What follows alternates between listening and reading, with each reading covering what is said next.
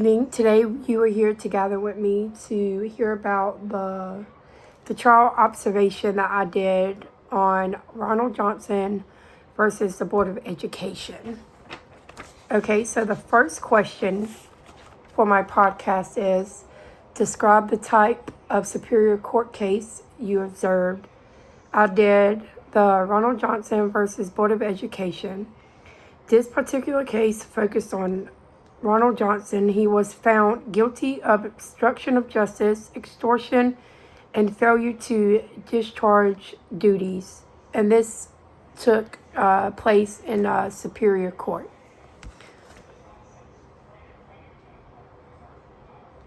And then the next question says, what stage of the court process did you observe, and what was your opinion on that particular portion of the court trial?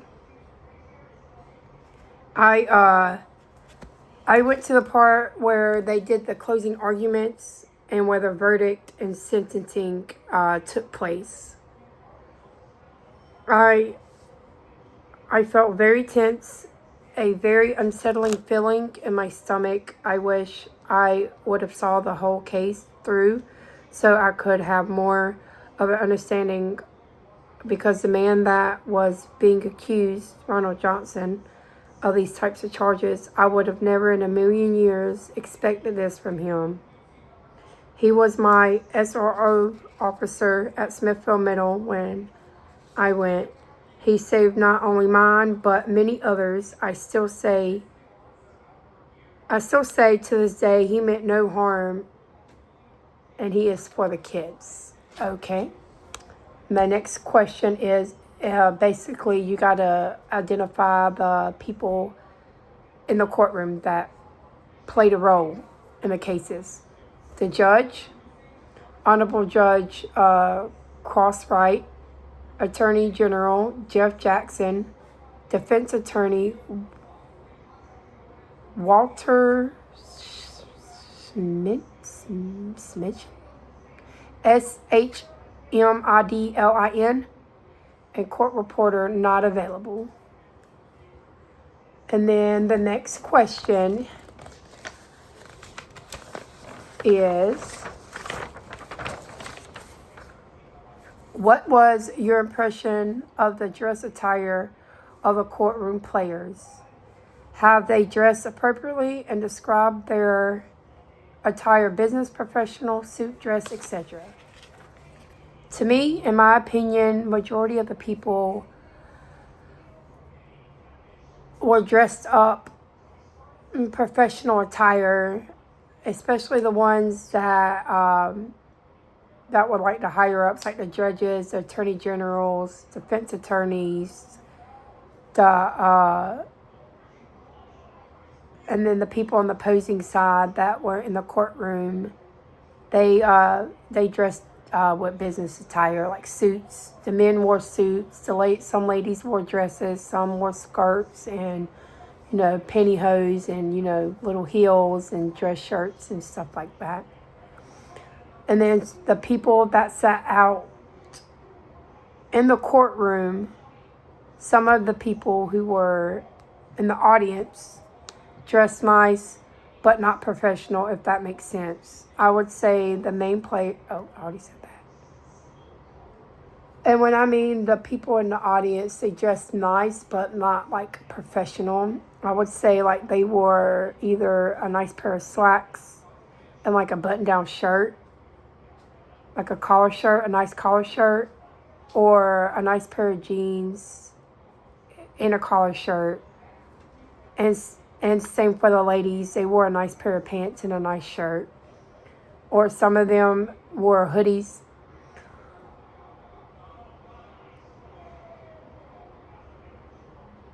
Okay, the next question. Describe the citizens in the audience. Were there any commonalities that you observed? What was their dress attire, and how populated was the audience area?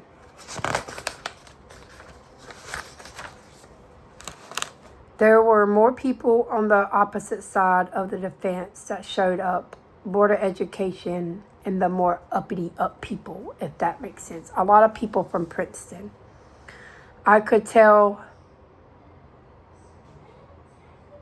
most of the people on the other side, on the opposing side, looked like they were people with higher class, aka they have money, LOL, and that they knew the right people. When the defense was giving their closing statements and had their people speak on his behalf, Ronald Johnson, the opposing side was giving smock and snooty looks, and you couldn't hear them, but you could see them mumbling under their breath. To me, that's very uncalled for and very unprofessional. That's just my opinion, though. Okay, the next question. Did you see any citizens in the audience who appeared to be the news media? And if so, what led you to that conclusion? Honestly, I didn't remember. But if I had to guess, the person who writes the journals for the JoCo report, I'll say that because this person had a note pen and pad, and they were plotting down stuff pretty fast. And plus, the JoCo report, that report was out like that night before I went to bed about Ronald Johnson. What happened in a courtroom in Ronald Johnson's conviction.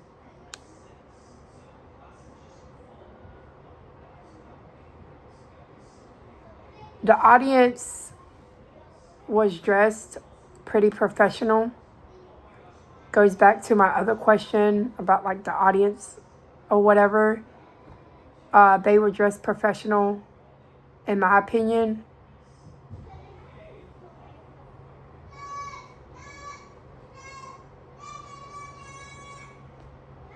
And the race and gender, I feel like it was like a good mixture of both all races and male and female. I don't feel like it was like, I guess you would say, singled out.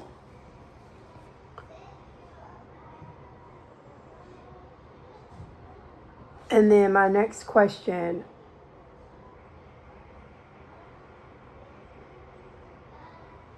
What observations did you make about the relationship between the defense attorney and their client?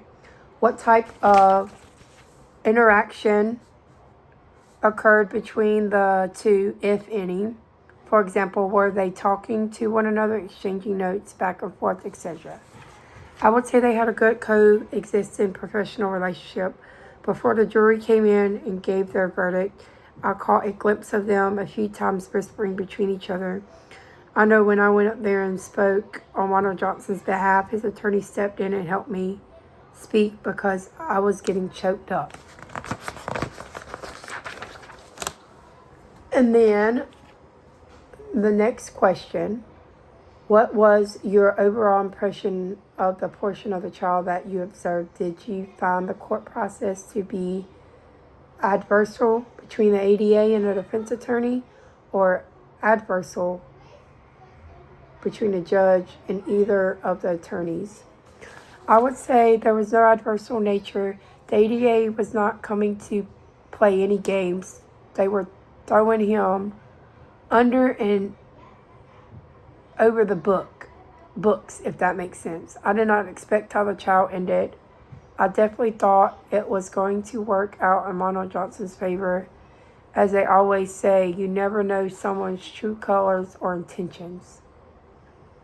And then, what was the experience you expected? Explain your answer.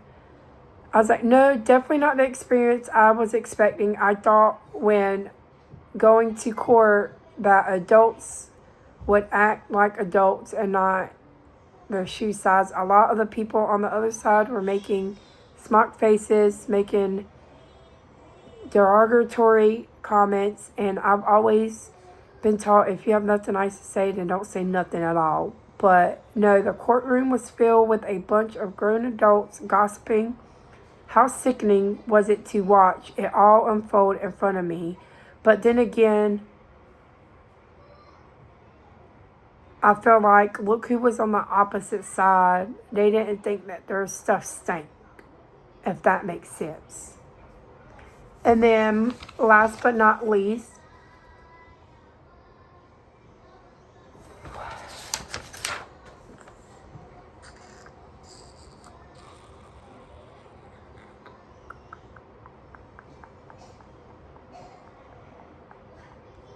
that right there concludes my podcast. I hope you enjoy.